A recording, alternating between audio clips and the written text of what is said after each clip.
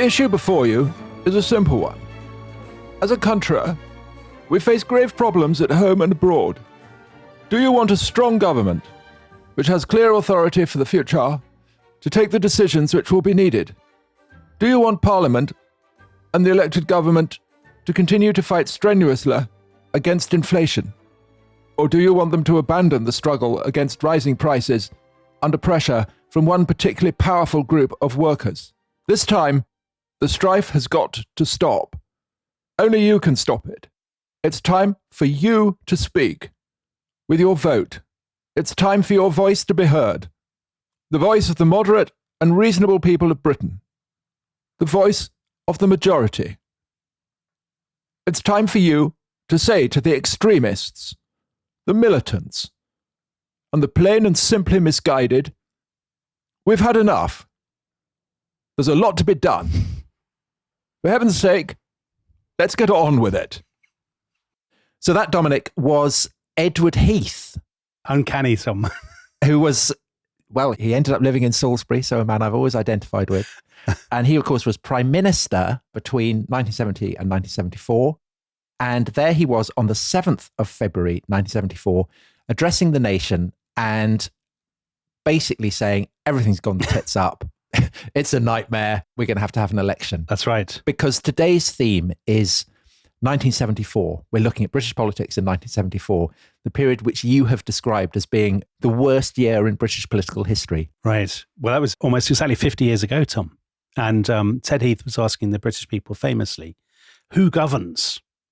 The elected government or the trade unions or the National Union of Mine Workers? And famously, the answer from the public was, not you. So yes, I think there is a very good argument that 1974, the year I was born, was the worst year in modern British political history. So post-war, obviously. Certainly post-war. So it sees one miners' strike, the second in 2 years. It sees 2 elections. It sees a 3-day week. It sees an interminable series of bombings and terrorist attacks, both in Northern Ireland and in Britain, in London particularly. It sees countless predictions of coups and the breakdown of law and order, so on and so forth. England lose the Ashes. England don't qualify for the 1974 World Cup. Yeah. It's a year that I think has become emblematic of the global crisis of the 1970s, but specifically in Britain, it's the year that's become emblematic of the collapse of the sort of social democratic post-war consensus. And it's the key moment, 1973-74, in the coming of Thatcherism, which will happen at the end of the decade. And so for listeners who are not British, yes, who may not be particularly interested in the nuance of British politics, I mean, the reason this is such a fascinating episode is that, I mean, Britain is a very stable democracy. Yeah. But this is the year where it really seems to be wobbling. And so we should say straight up that this is the subject of 2 of your books, State of Emergency, which goes up to the end of the Heath government, and then Seasons in the Sun, which begins with the Wilson government, which succeeds Heath's government and goes up to 1979. They are brilliant books. Oh, Tom, so kind. You know, fantastic analysis of British politics, but also incredibly funny. Right. So for listeners, you know, outside Britain thinking, oh, do I really want to listen to this? I would urge you to stick with it, both because it is fascinating as an analysis of how a very stable democracy can go through, you know, horrors and yet ultimately emerge from it. And simultaneously, it's very funny. I mean, it's a dark comedy. It is, because it's set against the backdrop of the 70s. So the 70s is not just kind of inflation and oil crises and things, but it's also a very gaudy moment in kind of popular culture. So it's 1974 that ABBA won the Eurovision Song Contest, Tom, with Waterloo.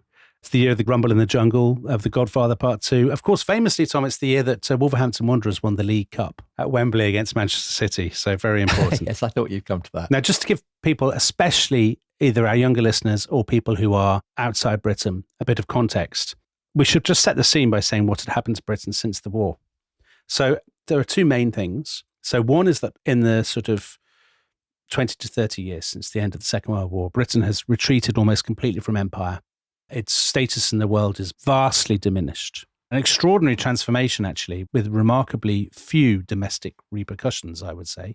I mean, I think it's hard to think of any country in history that has suffered quite such a implosion of its global status in so short a time. With so few consequences, Tom. Never an election issue, never a massive deal, I would say, in domestic politics.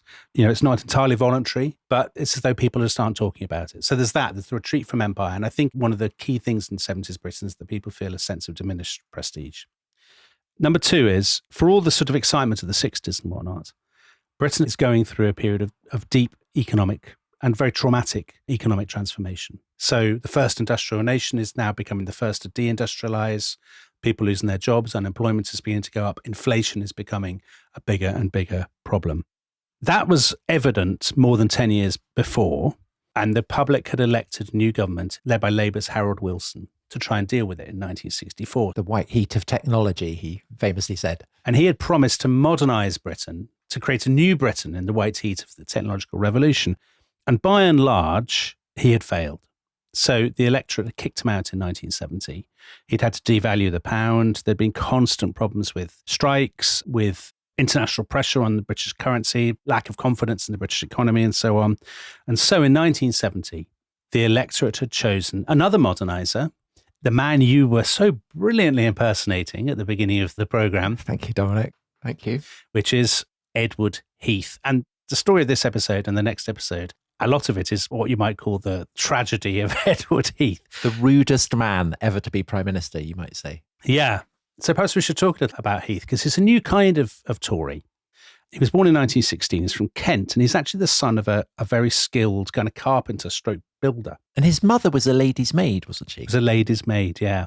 So that's, kind of interesting, because he becomes the leader of the Tories, which traditionally have been the party of the kind of landed aristocracy and everything. And the lady's maid was always the ambivalent servant in Downton Abbey, kind of midway between the servants' hall and upstairs. And there's something about that in Heath, is there? Do you think? Oh, definitely. Definitely. These things really matter. And it definitely matters with Heath. So Heath, as a little boy, had been your absolute classic spoiled prodigy. So all the accounts of him growing up in Broadstairs in Kent are that he's perfect, he's never naughty, he always does the right thing, he's clever, and everything at home is geared around him. So he has a special chair in which he can do his homework. He doesn't have to help with the washing up. He's bought a piano because he's very good at the piano. Their family dog is named after him. He's given his initials, Goodness. ERG, ERG. And at school, everyone would say of Heath, he's like the sort of the incarnation of the school spirit, but in a really kind of off-putting way. So he's the sort of boy who's a prefect at school, but everybody says, if he sees another boy breaking the school rules, he thinks that's disloyal to the school. And Dominic, does he end up going to Oxford? And if he does, which college does he go to? He does. And he went to Balliol College, Oxford, Tom, like all the best people. And a famous story about him at Balliol College is that he was friends with a future Labour politician, Dennis Healey. And one day they were walking through the Balliol Quad, and Dennis Healey said to him that a mutual friend, who was also in the Labour Party, like Dennis Healey, or Dennis Healey was actually a communist in those days, he said a mutual friend, he's going off to a pub for the weekend. And he's going to stay there with his girlfriend. They're going to pretend to be a married couple. And Ted Heath apparently was so shocked. And he said, my goodness, he said, nobody in the Conservative Party would ever behave like that. And he meant it. He absolutely meant it. Because he famously never went to bed with anyone. Never married. Not a man for the ladies. He had an extraordinary time as a young man, though. He went to Germany in the 1930s on a kind of tour. He met Goering, Goebbels, and Himmler. Because he was at the Nuremberg rally, wasn't he? He was at the Nuremberg rallies, taken by a sort of Oxford friend. And he shook hands, apparently, with Himmler. And he said that Himmler had a very poor handshake, which does not surprise me. No. Limp and moist, I imagine. Yes. Then he went on holiday to the Spanish Civil War, and he was machine gunned by a nationalist plane. The car he was in was machine gunned. And then he served in the Second World War, Tom, and commanded, was it in the artillery, I think, or the engineers or something like that, fighting their way into Germany. Because that is part of the backdrop of this, isn't it? And it's the same with the Falklands War, which we talked about earlier, that all the characters in this drama, they kind of have thick glasses or hunched shoulders and slightly shabby suits. Dandruff. But they'd all been insanely brave in the war. That's right. So they all have those kind of memories. Exactly. To kind of buoy them. And for Heath, this memory of seeing the Nazis, of the Spanish Civil War, of fighting in the Second World War, this informs what becomes the great crusade of his career, isn't it? Which is to get Britain into the common market as it was. Yes, he's a passionate Europhile. He went back to Nuremberg to see the trials at the end of the war. And he sits there in the courtroom and he says in his memoirs, as I watched these scenes, I thought to myself, never again. The way to deal with this is to have European brotherhood and solidarity and absolutely all of this kind of thing. And as you say, the funny thing is that all the characters we'll be talking about, so many of them, they appear to be so ineffectual and just sort of world weary and stuff. They'd been storming beaches and machine gunning panzer divisions and all kinds of things. They had. Maybe that's what happens. Yeah. If you storm a beach in your 20s, by the time you're 50, you look as though you're 80, you're knackered and you can't be bothered to do anything about anything. Yeah. Anyway, so he is unbelievably rude. I think that's one other thing to remember about Ted Heath. Partly because he's so selfish. He's very poor at small talk. He's always been spoiled. He expects to be the centre of attention. And there are all these stories about him going to dinners and refusing to speak to people, especially women. Or there's a story that he's on a plane once when he's the Tory leader, and there's lots of turbulence that throws everybody to the floor, particularly this one woman journalist. And he says, bring brandy. And they bring brandy, and then he drinks it himself. So there's that behaviour. So he becomes Tory leader, doesn't he? And you're very funny about him. So you say he doesn't really like the Tory party. I suppose not. So you write about him, confronted by the extravagantly hatted housewives, blue-rinsed ladies, retired colonels, and nasal-voiced businessmen who stuffed envelopes and organised jumble sales on the party's behalf. He often looked as though he had trodden in something. Yes. And he says of the MPs in his party, so Tory MPs, There are three sorts of people in this party: shits, bloody shits, and fucking shits. Yes. So as you say, spectacularly rude. But the reason they choose him goes to that voice that you've just done, Tom. So Heath has this strange strangulated accent. He adopted it when he was at Oxford, because previously he almost certainly spoke with a kind of Kentish accent. Yeah. So he's adopted what he sees as a patrician accent. He's adopted the habits of the upper classes, copied them. So yachting. He plays the piano, all this kind of thing. Yeah, that sort of stuff. Yeah. He's socially insecure, I think it's fair to say. And in 1965, after a succession of kind of very tweedy old Etonian Tory prime ministers had been kicked out, the Tories decided they needed a Harold Wilson of their own, a moderniser, an aspirational moderniser. The first Tory leader they say they want with wall-to-wall carpeting. And Ted Heath is this man. And they believe he's a kind of British Kennedy. And there are these unbelievably ridiculous profiles. People say, the classless professional politician. My favourite one is from The Observer. It says, Ted Heath likes to gather people, young people around him. He summons them on the telephone. Like Kennedy, he's very intelligent. He ruthlessly uses intellectuals and experts to advise him, to feed him with facts. It's part of his technique, the computer mind at work. So he's a technocrat. He's a technocrat. But I mean, all this stuff is obviously massively, this sort of the ruthless modern. But this is how he sees himself, isn't it? As someone, you have a problem, you solve it. Totally. He absolutely sees himself that way. He loves nothing more than a committee meeting of other technocrats, other kind of, sensible, centrist people. Yeah. And they'll get together and they'll hammer out the best solution in the national interest. And he, you mentioned of computers there. He likes the idea of the economy as a kind of computer that, you can tap a few things in and slightly shift it and then everything will go well. Yes. And this is basically the understanding of the economy that, Labour share it, right? Yeah, to some degree. The idea that you bring in a plan, the plan works, everything's brilliant. Yes. You've just got to get the right plan. Yes. He's a pure technocrat. He's basically a frustrated civil servant. Although you say in your book that he's also a frustrated hotelier. Yes. Yes. Which is, yes. He'd be ruder than Basil Fawlty. He said to somebody that he wished he'd been a hotelier, and the mind absolutely boggles at that because he would have been so rude. Yeah. But when he got into Downing Street in 1970s, to general surprise, I would say, Labour's Harold Wilson, who was a much more intuitive politician, he was kicked out by the electorate in the summer of 1970. There'd been bad trade figures, they'd devalued the pound, the Wilson government was looking a bit shop-soiled. So in comes Heath, and he immediately redevelops Downing Street, number 10. So he modernised it, he put in all this sort of very garish kind of gold wallpaper and silver carpets. It's very slightly Trumpian attitude to decor. And this is what he wants to do with Britain. He wants shiny new Britain with all sorts of changes. And he thinks, very foolishly, he is an object lesson in doing too much too quickly. Well, he famously destroys the ancient counties. He does. Doesn't he? Yes. He kind of reorganises it. Yes, he does. Which I think is the one thing for which he can never really be forgiven. But it's very poor, Tom. It's very poor form from Ted Heath to have reorganised the counties in that way. I completely agree with you. He wants to get Britain into Europe, and indeed he does in 1973. That's his big passion project. But also, I mean, it's a very unpropitious time to be making lots of changes. There's rising inflation in the world economy generally because world commodity prices are going up. British industry has been performing pretty badly for years, so is coming under enormous pressure from foreign competition. And as a result, having said initially that he would be ruthless, he ends up handing out big bailouts to lots of British businesses.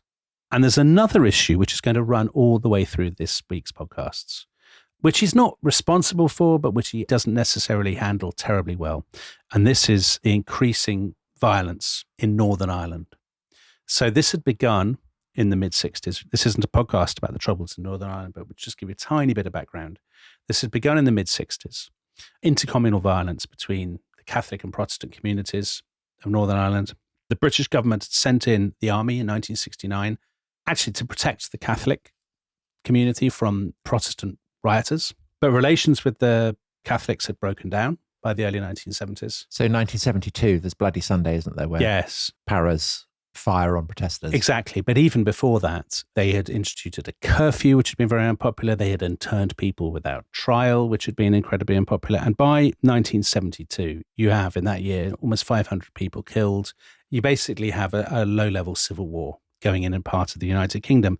And Heath is spending enormous amounts of time trying to sort it out, trying to find a solution, doing that thing that you talked about, Tom, trying to get people around the sort of the conference table. Why can't we hammer all this out and just chat about it and find a plan to get us through it? Yeah. As always with Heath, he thinks there's maybe some sort of committee room fix. But I mean, you say in your book that he's trying to sort, as you say, a kind of low-level civil war in the UK.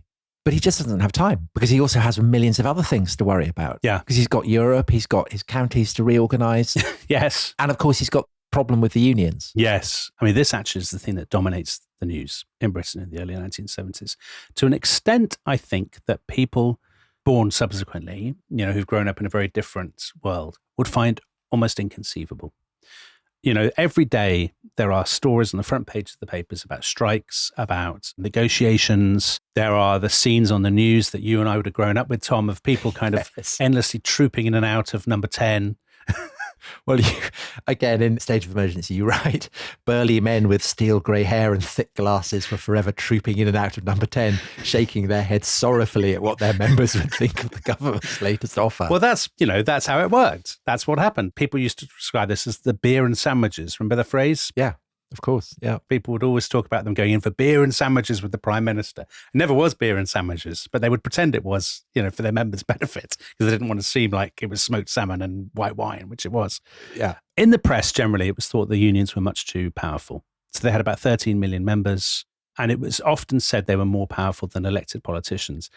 Actually, I could spend hours going into the details of all this, but I think there is an argument that they were actually much too weak. There are 1,000 trade unions in Britain, small, fragmented, always squabbling with each other, competing with each other.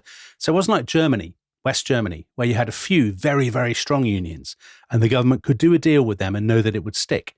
In Britain, you would do a deal with one union and the next day another union would pop up. So it's like fighting the Hydra. Exactly, would outflank it, would attract members by making it a more extravagant demand. But Dominic, having said that, I mean, there are a few unions that are incredibly powerful because they're in a position basically to put their boot on the throat of the economy. Right. To sound like a Daily Telegraph leader. Yes. So the railways would be one. Yeah. But the biggest one is the miners. Yes. Well, the miners have been very quiescent for years, actually, since the general strike of 1926. And then in 1972, they went on strike for more money. And they said quite reasonably, our members' pay has fallen massively behind other workers. And our members have not joined in all this sort of excitement of the 1960s, the Carnaby Street kind of stuff. They're miles away and they haven't got enough money. And we would like a fair deal. And the government thought, well, we can stand up to the miners on this. Important to hold the line against inflation. And they lost. The miners basically choked the power stations of supplies of fuel, and Ted Heath had to give in. And there's huge public sympathy for the miners, isn't there? Yeah. Their job is dangerous and... Exactly. But Heath is addicted to this idea, so popular in the 70s, not just in Britain, but in the US. Nixon did it as well, for example, of incomes policies. So with inflation rising, he thinks that rather than have mass unemployment, it would be much better to have government mandated limits on how much people can earn and actually how much people pay in the shop. So there's all kinds of pay boards and price commissions. At the end of 1973, and this will be a sort of ticking time bomb for the rest of this week, he unleashes what he calls stage 3. Which doesn't sound good, does it? I mean, it sounds like a kind of medical condition. It does. Yes, it does. So stage 3, your pay increase is limited to £2.25 a week, 7% a year. There's all kinds of exceptions. There's appendices. It's incredibly bureaucratic. There will be people going into companies. You know, you run a decent sized business, ball bearing company.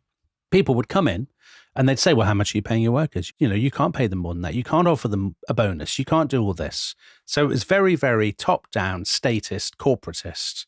But Heath was convinced that this would stop inflation. Can I just ask you though? Yeah. The Tories at this point are not really free market then.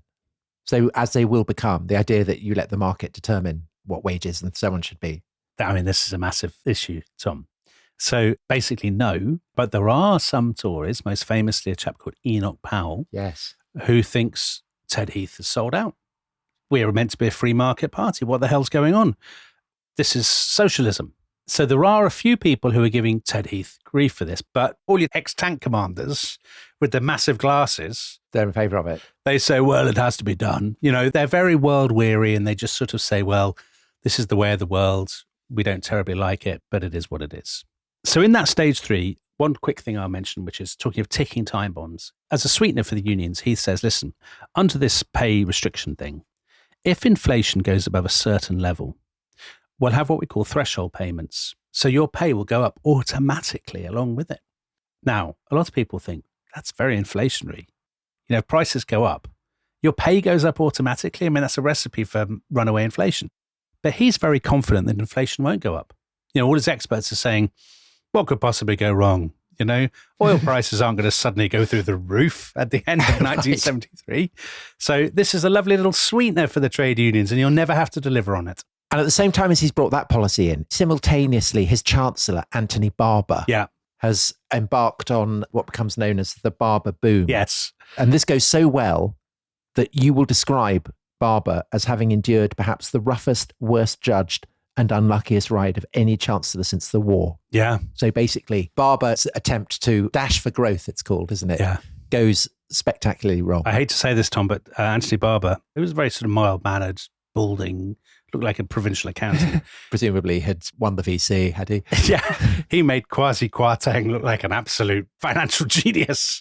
Right. So he poured all this money into the economy and they said, it's fine because the incomes policy will keep inflation down. So it's kind of win-win. Well, there is at least one union that doesn't want to accept any restrictions on its pay, and that's the National Union of Mine Workers that we talked about earlier. That had 250,000 members. Obviously, they've had their strike already in the Heath's premiership and won. And in the late summer, Joe Gormley, who was the leader of the NUM, the National Union of Mine Workers, who's this sort of craggy Lancastrian, you know, looks like he was kind of born in a mine, but is actually very pragmatic and is actually secretly feeding information to Special Branch about his own union, would you believe? Right. I mean, there's that sort of ludicrousness of British politics in the 70s that he's informing on his own union. Yeah. He goes to see Heath and he says, you know, listen, Ted, you've got to give me something, all this kind of thing. They come up with a wheeze that Heath's going to give them kind of special payments. And then disastrously, Heath and Barber say, that's open to all the unions. Everyone can have the special payments. And Gormley's like, oh, you know, we need to have something just for us, special. And his members say they would like a 35% pay increase.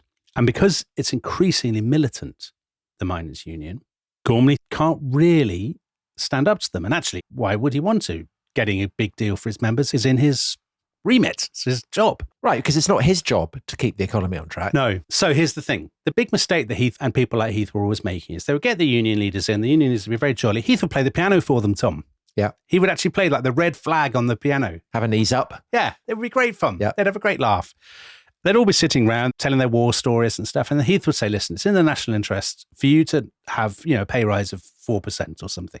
And the union leaders would sort of say, well, that's fine, but it's actually my job to ask you for 25%. And if I don't do that, I'll be kicked out. Yeah. And they'll get somebody who does do it. So you need to understand where we're coming from. And I think Heath couldn't do that because he was such a technocrat. And because, you know, the school spirit and stuff. Well, he's a kind of one nation Tory, they call it, isn't it? Yes. The idea that we're all in it together. Exactly. We should all rally round. And he doesn't get that actually people don't want to rally round. They just want the best for themselves. Yeah. So against this backdrop, they asked for 35%. And then we said, what could possibly go wrong? 4 days before the coal board had come back to the miners with their counteroffer, which was about 16% or so. So 4 days before that, on the 6th of October, 1973, would you believe it, Tom? The Arab nations, so Egypt and Syria, had launched a stunning surprise attack on Israel, launching the Yom Kippur War. The war rages for 10 days. The Americans are airlifting supplies to the Israelis, and to punish them, the OPEC oil producers announce a 70% increase in the price of oil. Ouch. So we did an episode on the consequences of this, didn't we? The oil shock of 73. But it hits Britain peculiarly hard, even though actually, I mean, Britain relative to America gets off more lightly, don't they? Because the Arab nations see Britain as being quite pro-Arab. Yes, they do. But it's as though, I mean, one historian says it's as though the whole country had awarded itself a 20% pay rise overnight. That's the injection of inflation by the massive increase in oil prices. And that thing that I mentioned under Heath's stage 3, the threshold payments. Yeah, kick in. They kick in 11 times in 3 months or something like that. So more and more inflation is kind of pouring into the economy, if that's the right metaphor. So that is a huge, huge boost for the miners because the oil crisis gives them this weapon. The government can't rely on cheap imported oil for its power stations. The government needs coal. And once again, as in 1972, they can cut off the supplies. And if they want to, effectively, they can plunge Britain into darkness. So the end of October, about 9-10 days after the OPEC oil shock, the miners' union calls for industrial action. They launch initially what they used to do, the thing that you always saw in the papers in the 70s, an overtime ban. So that was always the first step. And so on the 13th of November, for the 5th time in 3 years, Tom, I mean, it's mind-boggling now, the government announces a state of emergency in Britain. They ban the use of power in advertising, electric advertising. They order public buildings to limit their use of electricity. They start to print ration cards, Tom, for petrol because they're so worried about forecourts being kind of jammed with people desperate to fill up. Meanwhile, the British economy, into which all this money has been poured, is absolutely tanking. So Britain is not exporting enough and it's spending tons of money on imports.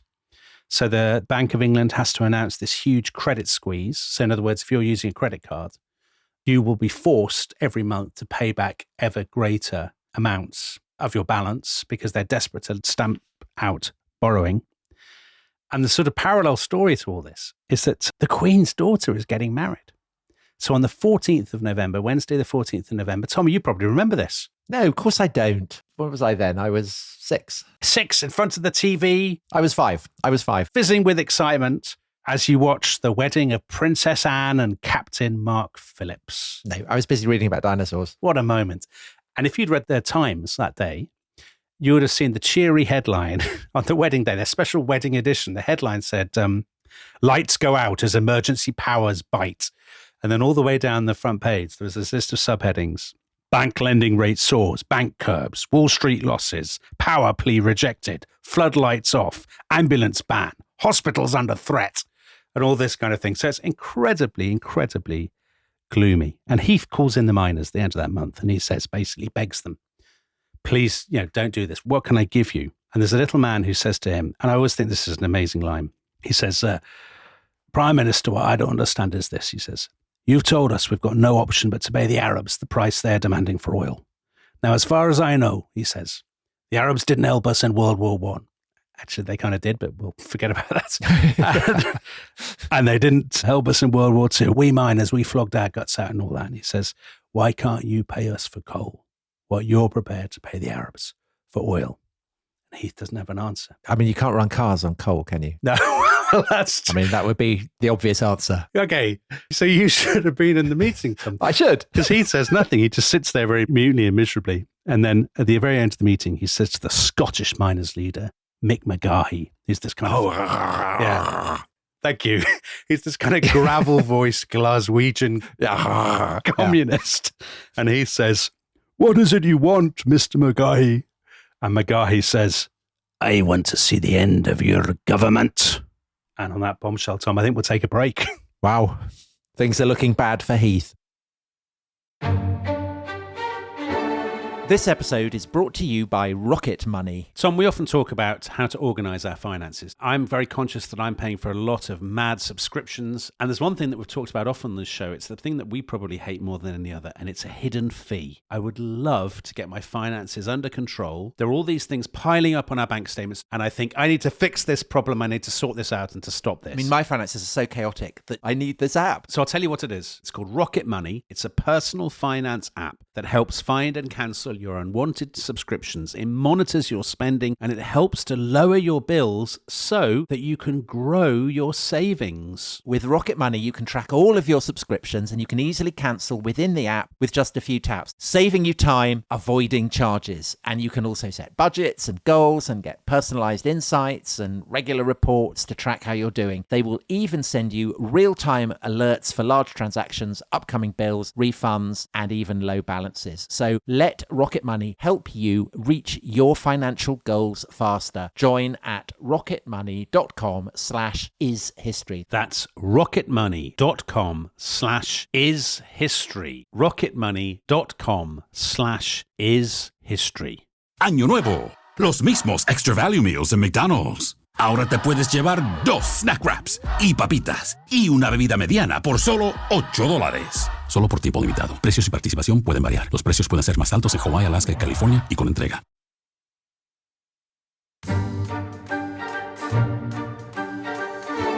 He was a terrible speaker. He was preposterously rude and grumpy. He was far too impatient. He tried to do too much too quickly, and he was insensitive to the values and pressures that drove other people.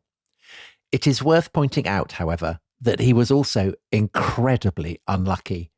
No PM since Ramsay MacDonald had been dealt such a terrible hand. So that, Dominic, is a top historian of the 1970s, namely yourself, writing in State of Emergency, your wonderful book on the Heath government, on Edward Heath.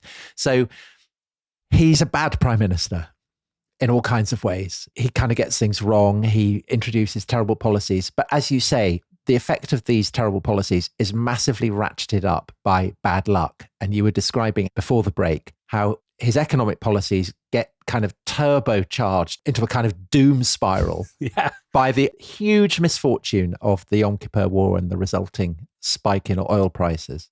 Yeah, I think maybe when you said they're all terrible policies and whatnot, I mean, they're very well-intentioned policies by and large. I mean, of course. The place that he wants to get to, which is a sort of more modern, more streamlined, more efficient Britain, I think is a place that's not totally unreasonable. And at the time, as it were, sensible, centrist kind of people, the rest is politics people, Tom, they were all over Heath's policies. Right. So he's facing this real problem late 1973 that pay rises for numbers of people across the British economy are rising massively because of this background of rising prices, turbocharged by the oil spike. So what are Heath's options? Well, I mean, his first thing that he has to deal with is the miners' strike, or the looming miners' strikes. They're not fully out on strike at the moment. They've got this 35% demand. Now, he could just give in to them because, you know, that's what you do with trade unions. You appease them. What I would call the rest is politics approach, which is out of centrist kindness, Tom, he could give the miners a better deal. Now, almost everybody in his government thinks that's a very bad idea because that would just encourage other, unions. Does Heath have the sense of obligation to the miners that lots of people have? Yes. The sense that they are a special case? To some degree, he does. This is why he's very bad at politicizing the crisis, actually, because some of his younger aides say to him, listen, you want to ratchet this up. The enemy within. The enemy within. You do a Margaret Thatcher. Yeah. You want to turn this into the elected government versus Bolshevik agitators. Because Mick McGahey, who you ended with, I mean, he is a communist. Yeah. There are quite a few communists in the trade unions. So Jack Jones, who was the most powerful trade unionist in the land, he was the leader of the Transport and General Workers Union. He had been an absolute card-carrying communist. Well, Jack Jones, you quote a fellow union leader describing him that he had a smile glinting like the sunlight on the brass plate of a coffin. Oh, God, that's harsh. Yeah. Actually, Jack Jones was very pragmatic and a very impressive man in some ways. Anyway, that's by the by. So yes, he has a sense of paternalism. I think it's fair to say he really does believe in consensus, Tom. One nation, yeah. Yeah, one nation. Now, there are some of his aides who say, listen, we can't win. Why don't we plead special circumstances and give in to the miners? Just bite the bullet. Say it's a special case, the oil shock, energy, a big issue, all of this. But there are loads of people who then say, hey, you can't give in. You can't keep giving in to the union. So there are lots of mandarins who say this.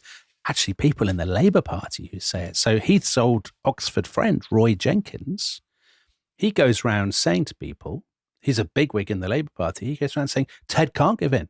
Because if Ted gives in to the miners, next week it'll be the dockers, it'll be the railwaymen, it'll be somebody else. You just have to stand firm. And actually, some of Heath's aides say to him, even at this stage, have an election.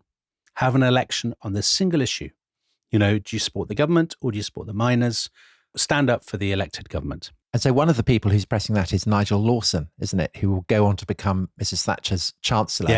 Yes. And best known today probably as the father of Nigella Lawson. That's right. So Nigel Lawson is part of this little group of young, it seems odd for us, Tom, to think of them as young Turks. I know. Nigel Lawson, Douglas Hurd, William Wargrave, because they were Thatcherite ministers. They were Margaret Thatcher's ministers in the 1980s. But at the time, they're sort of 25 and they're saying, come on, let's have a bare knuckle fight with the unions. Let's have a crack at the unions. Exactly. But he does nothing. He's very passive. He's very kind of weary. Well, he's got a thyroid complaint, hasn't he? He does. Undiagnosed. So he's becoming enormously fat as well. People keep saying, God, he's getting fat. I mean, ironically, he's suffering inflation. He's inflating, yeah, ironically. But also he's becoming more and more miserable. So he'll have meetings with the union leaders where he just says nothing at all and just looks like he's going to cry. Well, he must be shattered. I mean, he's had so many problems. I forgot to mention there's also a train strike. Yes, of course there is. And also Northern Ireland's really bad. So there's loads of stuff going on. It's all very miserable.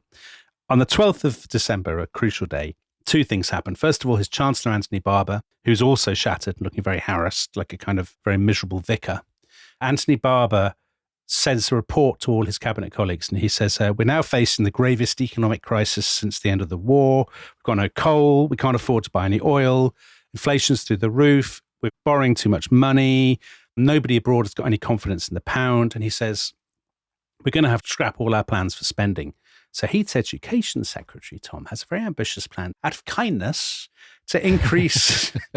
Despite having snatched the milk from the poor little children. To increase nursery provision and to expand universities. And that person is Margaret Thatcher. And Barber says, that's got to go. Can't do it. It's no money. So there's that. And then at 5 o'clock that afternoon, having all read this incredibly depressing memo, they meet to discuss what they're going to do about the power situation. And they basically say, we're going to have to take incredibly drastic measures. So we're going to have to put industry, shops and offices on a 3-day working week. Offices will have to keep their temperatures below 63 degrees Fahrenheit. We'll cut street lighting by 50%. We will ban the use of floodlights in sport. So this is very important, isn't it? Because it's ultimately what results in football being played on Sundays. On Sundays. Because previously that hadn't happened. Yes. Because they have to move the fixtures into daytime. Yes. Had this not happened, Tom, nobody would have even heard of Manchester City. Televised football and all this kind of thing would never have happened. Yeah. So TV has to turn off at 10:30. There's no broadcasts after 10:30 at night. And so late that afternoon, he stands up in the House of Commons and he says, this is the deal. At midnight on New Year's Eve, we're going on a 3-day week. And then he gives this broadcast to the nation, which is the one that you always see in documentaries about the 70s. We shall have a harder Christmas than we've known since the war. That one. Yeah, like the most depressing broadcast you've ever seen. Ho, ho, ho. In which the Prime Minister says, I want to speak to you about the grave emergency facing our country. You know, it's not Churchillian, put it that way. No. So Christmas comes, and Christmas is pretty awful because there's all this looming. The 3-day week is coming. IRA bombs are going off in London, aren't they? Right. So the IRA really now launches its campaign of bombing. There's been bombs in Belfast, by the way, or a shooting in 1972 and 1973, pretty much every single day. But now the IRA is launching its campaign on the what at the time people called the British mainland. So 7 days before Christmas, there are car bombs in London, Westminster, Pentonville, Hampstead, and 60 people are injured. Thankfully, nobody killed. There's an incredibly bleak mood in government. So there's a story that The Environment Secretary, Geoffrey Rippon, who's one of Heath's kind of great outriders, he has a kind of Christmas dinner party. And he tells everybody at this dinner party, we're the Weimar Republic. Yeah. That's where we are now. Well, so there are a lot of those parallels. Loads. And also the other parallel that people are very keen on is Chile, Yeah. which has just had the coup where Allende government has been toppled by General Pinochet. Absolutely. And we will come on to this even more when Harold Wilson enters the story later this week, Tom. Well, of course, the other great philosopher who comments on what Britain needs at this point is David Bowie, isn't it? Of course, yeah. He says that Britain needs an extreme right front to come up and sweep everything off its feet and tidy everything up. Yes, I know. It's very... That was before his White Duke phase, wasn't it? Yeah, I'm afraid to say it, but it's a fascist phase. But the big hit of the year, Tom, is Merry Christmas, Everybody by Slade. They wanted to cheer everyone up, didn't they? Well, so Noddy Holder, the lead singer of Slade, was interviewed by Mojo, and he said that line, look to the future now, it's only just begun. He said he wanted to cheer everybody up. He said the country couldn't have been at a lower ebb. Times like that, people always turn to showbiz. He wasn't wrong. But actually, because I'm very boring and pedant, I checked, and actually they recorded the song that summer. So he couldn't have. Oh, that's the quality of research that you expect from a top historian of the 70s. I mean, how could he possibly have done it as a reaction to the 3-day week? 3-day week hadn't even happened. Yeah, but maybe he saw, that Heath's incomes policy was doomed. Yes, precisely. He didn't agree with incomes policies. He'd studied world commodity prices. He knew disaster was coming. Actually, the Queen, her Christmas message, Ted Heath rewrote her Christmas message. Because it was too downbeat. Because it was too downbeat. She wanted to talk about the special difficulties that Britain is facing. And he said, no mention of difficulties. And then they rewrote it. And she said, I will not talk about the difficulties Britain is facing. And he said, still no good. And so she just had to show people Princess Anne's wedding photos. Yeah. And hadn't someone tried to abduct Princess Anne from the Mall or something? That's right. In 1974, someone tried to kidnap Princess Anne. And they said, get out of the car or something. She said, not bloody likely. Yeah. Something along those lines. Whack them with a handbag. Exactly. Very impressive. Now, abroad, of course, people have noticed that Britain's going to hell in a handcart. And, if you read sort of, I would say the New York Times loves it. And Der Spiegel. The swinging London of the 60s has given way to a London as gloomy as the city described by Charles Dickens, with the once imperial streets of the capital now sparsely lighted, like the slummy streets of a former British imperial township. Oh, that's harsh. But Dominic, am I not right that somebody who had lived in the slummy streets of a former British imperial township, namely Idi Amin, the leader of Uganda, at this point steps in? And he says that Ugandans have seen the plight of Britain with great sorrow in raising a fund. That's right. The Save Britain Fund. The funny thing about this story, on the one hand, it's so bleak. It's so depressing. It's so cold and dark. It's so funny. But it is also ludicrous. So Idi Amin, yes, he launches the Save Britain Fund.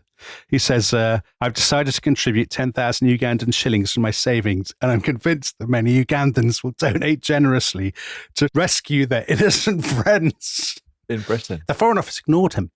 They said, don't even reply to him, don't encourage him. And then Idi Amin wrote again, and he said, listen, the people from the Kigezi district have donated a lorry load of vegetables, and it's sitting on the tarmac at the airport. Please send a plane to come and get it. But again, they ignored him, and he started sending telegrams to the Queen to say, I make these kind offers, and you're completely ignoring them. You're treating me very poorly. And of course, this was reported in Britain. And people didn't think it was funny. They thought it was humiliating. They thought it was terrible that Amin, who had been an officer in the Scottish Rifles or something, that he was laughing. They would say, he's laughing at Britain. And he was. And it was, there could be no more emblematic reminder of how low Britain's international prestige had fallen. Meanwhile, the 3-day week is kicking in, isn't it? Yes. Begins at midnight on New Year's Eve. It does. So we're now into 1974. Finally. So, Tom, if you'd had a factory in your native Salisbury making Ted Heath memorabilia, you would only have had power in that factory either Monday, Tuesday, Wednesday, or Thursday, Friday, Saturday. And if you'd had a shop, a Ted Heath souvenir shop, you'd have either had power mornings or afternoons. So you'd have had to choose which, or you'd be told which. I don't know exactly how it worked. And then for the rest of the time, you'd have kind of candles and you'd be wrapped in a blanket or something, because that's how people reacted. Now, on the left, lots of people actually said the 3-day week is a capitalist wheeze. Radicals kind of rushing around leaving lights on, aren't they? They are leaving lights on. So in Claycross, Derbyshire, The council turned up the street lighting to bring down capitalism. On TV, so probably one of the most popular British comedies at the time was Till Death Us Do Part, the Alf Garnett comedy. Yeah. It's a guy playing a racist docker, is he? He's a guy in the East End. He's racist. He's very conservative. So for our American listeners, this was the prototype for the show All in the Family, the Archie Bunker show that our American listeners will remember. And in that show, Alf's family, they go around turning on all the lights because they hate Ted Heath. In Doctor Who, Tom, Doctor Who had a story called The Monster of Peladon about a miners' strike on the planet Peladon. And the Doctor actually goes to this planet and he says, pay the miners what you owe them. Don't grind the miners into the dust. So sort of among the, as it were, the chattering classes, there's a lot of sympathy for the miners and a lot of antipathy against Heath. And what I suppose he needed was he wanted people to feel that it was all the miners' fault, that they were suffering terrible privations, that, the overmighty unions were turning people's lights off and people were shivering. But isn't the problem that the lights don't go off? Yeah. That actually the measures work? Yes. And so therefore people feel that the government's overreacted? Exactly so. Exactly right, Tom. So for people listening to this, if you remember the 70s and you think, the 3-day week, those power cuts, you are misremembering. There were not random, spontaneous, unexpected power cuts during the 3-day week. There were at other times in the 70s because of electricity workers' strikes. But actually, the 3-day week works. And it's not even actually that cold. So it's an unseasonably warm winter. And isn't there also a further complication for Heath is that there's a slight kind of COVID thing that people actually quite enjoy not having to go to work. Yeah, there is a little bit. And they all kind of rediscover board games and things. They do. So people are playing Colditz board game or whatever they're doing, and they're sort of reading by candlelight. Yeah, playing on their space hoppers and things. They are, exactly. My favourite of all these stories is the Daily Mail of all newspapers tracked down a psychiatrist or psychologist or something, very joy of sex, who said to people, what people should do in the 3-day week is experiment more in their sex lives. So when the kids are at school, freezing in their classroom, but you're at home because you haven't gone to work because there isn't any electricity at the factory or whatever. So this is your chance. Very groovy. Very groovy behavior. That article, Tom, I hate to say it, but that was published 9 months before I was born. Well, so draw your own conclusions. I think that's too much information there. So as the weeks pass, people become more and more irritated with all this. There's a brilliant example of this by the Carry On film actor, Kenneth Williams, who kept a diary, a wonderful diary, actually. I really recommend it to people. And he describes how on the 10th of January, he's on a train. The trains are now running again, but a lot of them have been cancelled. So the train is really crowded with people and everybody is complaining. And they're complaining not about the miners, but the government. And he writes in his diary, he says, you feel all this in conversation that's gone too far. The 3-day week is all rubbish and the miners should be paid. Oh, it's ghastly, he says. Ghastly. He thinks the miners should be hanged. He hates the miners. He's very right wing. Well, he quotes somebody who complains about people kind of obeying the rules and say that they're like a load of sheep. Yes. Which is also quite COVID-y. Very COVID-y. I mean, people objecting to masks and lockdowns and things. Exactly. And blaming the government. Actually, it's the government who they blame. So at Westminster, Ted Heath is there. He's got his thyroid complaint. He's very miserable. He's absolutely exhausted. He and his aides don't really know what to do. And then they get a lifeline because on the 9th of January, the Trade Union Congress, so it's the umbrella organization of all the unions, they come to see him. They've got a new general secretary who's called Len Murray. He's a very impressive man, actually, Tom. He's from Shropshire, isn't he? So your neck of the woods. Yeah. And Len Murray had been born to an unmarried mother and he'd been sort of adopted by a nurse. He fought in the British Army in the Second World War, I think it was. Then he worked in an engineering factory in Wolverhampton.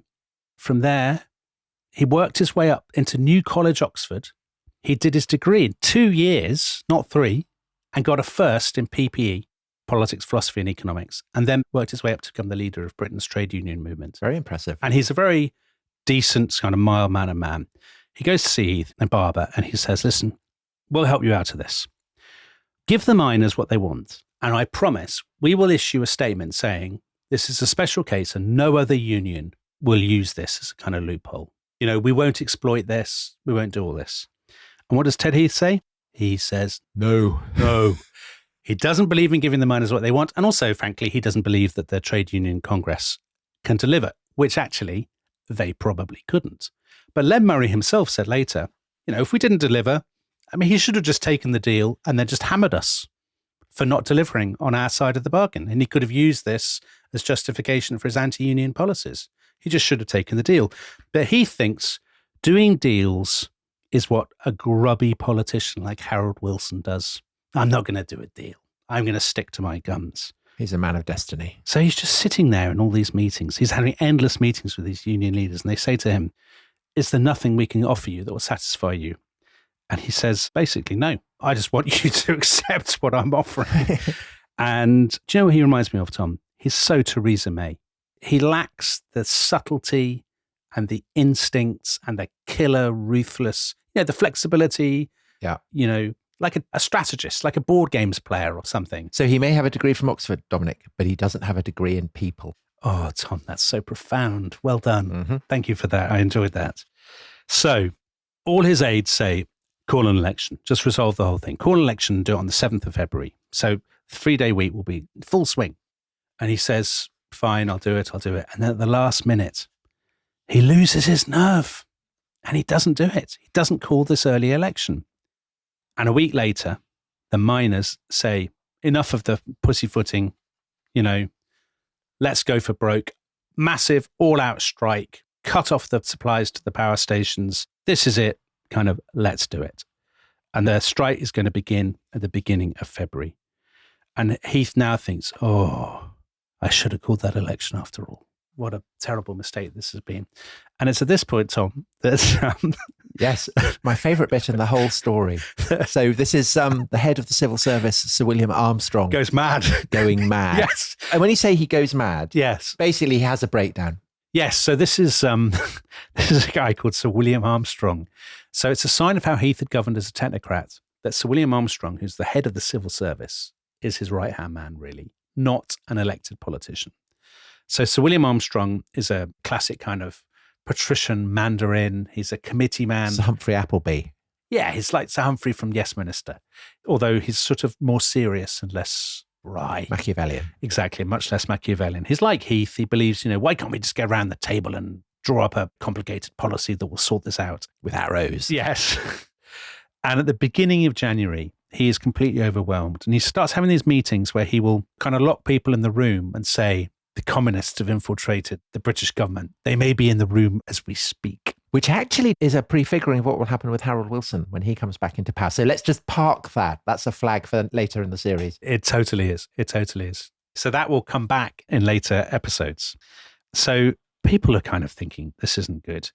There's one account that he gets all the permanent secretaries, so the other civil service bigwigs, and he locks them in a room and then he gives them a huge lecture about, and I quote, the Bible and sex, which is probably not ideal when you're dealing with a miners' strike. And isn't there a story that the governor of the Bank of England comes to meet him and he takes all his clothes off? Yes. And is speaking to the governor lying on the floor. Yeah, that's right. So there are two different, one is that he's talking to a delegation from the Institute of Chartered Accountants and he addresses them while lying on the floor on his back. Oh, right. Yeah, sorry, I was muddling it up. And the other is the governor of the Bank of England, he takes all his clothes off. His clothes, not the governor's clothes. That would be really peculiar. Right. That really would be mad. But either way, at the end of this day that this has all come to a head, basically everyone says to him, you've got to take a break. Go home, don't come back. So he's gone. And that gives you a sense of the unbelievably febrile, sort of hysterical mood at this point in Westminster and Whitehall. And Heath finally cracks and decides, I'm going to call an election. And ironically, he does it on the very day that he should have held the election. So everyone thought he should have the election on the 7th of February, and he'd have probably won. But instead, he calls it on the 7th of February for the 28th of February. And the one thing before we get into the election, which we'll be doing next time, is this. Why did he do it, Tom? Because his premiership still had a year to run, more than a year to run. And even if he had won the election, so what? I mean, the miners weren't going to say the next morning, oh, fine, you've won the election. Yeah, we were wrong. We'll go back to work. I mean, that was never going to happen. It's like a sort of desperation measure. Well, it seems like he couldn't think of anything else to do. Exactly. That's exactly what it was. He felt like he'd run out of options He'd called the election, but so what? Do you think part of him wanted to lose? No, I don't. I don't think he ever thought he wanted to lose. You began with that beautiful reading, Tom, which I'm sure everybody enjoyed. Yeah, thank you. Where he addressed the nation, and he doesn't realize it, but it's his final time as Prime Minister. And he says to them, it's for you to decide this. Do the elected government run the country, or does a particularly powerful group of workers, i.e. the miners, run the country? And he's going to get the answer on the 28th of February. And it's not the answer, Tom, that he's expecting.